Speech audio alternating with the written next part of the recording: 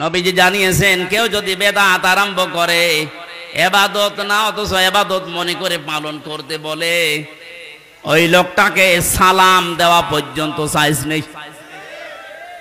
কত বড় কঠিন কথা দেখেছেন। যারা বেদাত আবিষ্কার করে তাদের সালাম দেওয়া জায়েজ নেই, অথচ এমন হাদিস আমি কোনোদিন পড়িনি পাইনি যে নামাজ পড়ে না তারে সালাম দেওয়া যাবে না। পেয়েছেন? কেউ পেয়েছেন? নেই। রোজা রাখে না তারে সালাম দেওয়া যাবে না আমি পাইনি। কিন্তু ইসলামের ভেতরে নতুন করে কিছু ঢুকিয়ে কেউ যদি ওইটা ইসলাম মনে করে পালন করে তারে সালাম দেওয়া জায়েজ নেই। আর এগুলো সব বেশি হয় এই 48,000 দরবারে। কোন মৃত মানুষের প্রশংসা করা 3 দিনের উপরে জায়েজ নেই। ভালো করে শোনেন, আমি বানিয়ে বলছি। যত আপনজন হোক, মারা গেলে 3 দিনের পরে আপনি আর শোক পালন করতে পারবেন না। 3 দিন পরে শোক পালন করা জায়েজ নেই কারো কেউ মারা গেলে। হ্যাঁ, বিধবা মহিলা স্বামী মারা গেলে সর্বোচ্চ 3 মাস 10 দিন বিবাহ ছাড়া থাকতে পারবে। আপনার কি আত্মীয় হয় গোপালগঞ্জের ওই লোক? কবে মারা গেছে এতদিন পর্যন্ত আপনার শোকই যায় না।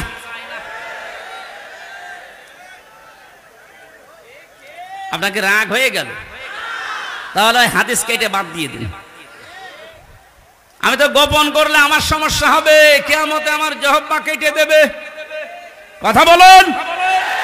আমি আপনাকে বাঁচাতে চাচ্ছি, যেহেতু ইবাদত 1 দিন 2 দিন 5 দিন না। ওয়াবুদ রব্বাকা হাত্তা ইয়াতিয়াকাল ইয়াকিন। সূরা হিজরের 99 নম্বর আয়াত 14 নম্বর পারার 6 নম্বর পৃষ্ঠার 5 নম্বর লাইনে আছে। আল্লাহ বলেন ইবাদত করবা 2 দিন 5 দিন না, যতদিন মরণ না আসে ততদিন। এটা যদি একটা ইবাদতের কথা বলছি। শোক পালন করা জায়েজ নেই 3 দিনের উপরে। এজন্য ইমাম হোসাইন মারা যাওয়ার পরে আজও যারা শোক পালন ছাড়েন না, আপনি ইসলামে নেই। এটা একটা বেদাত। এই কথা বলেন না কেন?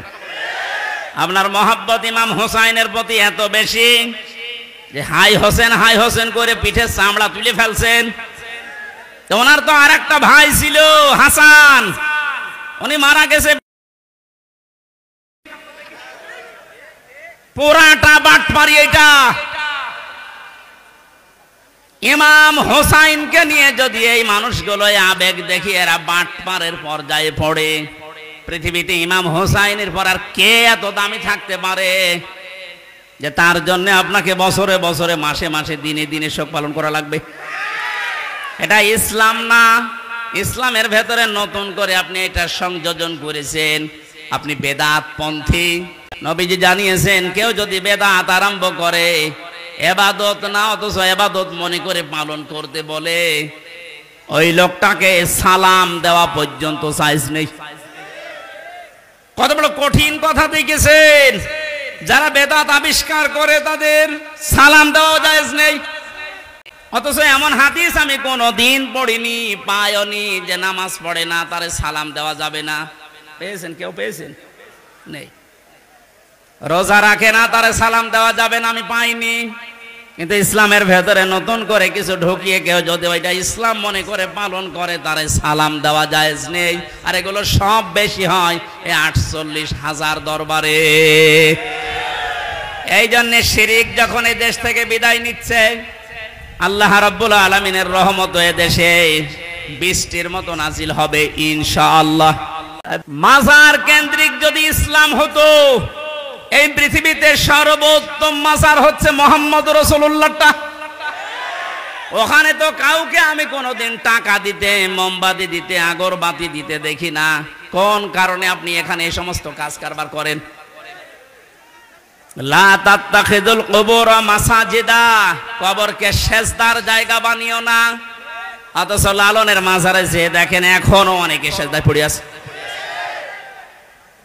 এইটাই আমি একদিন গিয়েছিলাম, কিভাবে শিরিক চলছে। কোরআন দিয়ে হাদিস দিয়ে বললে বাংলাদেশে 48,000-এর মাজার একটাও টিকবে না।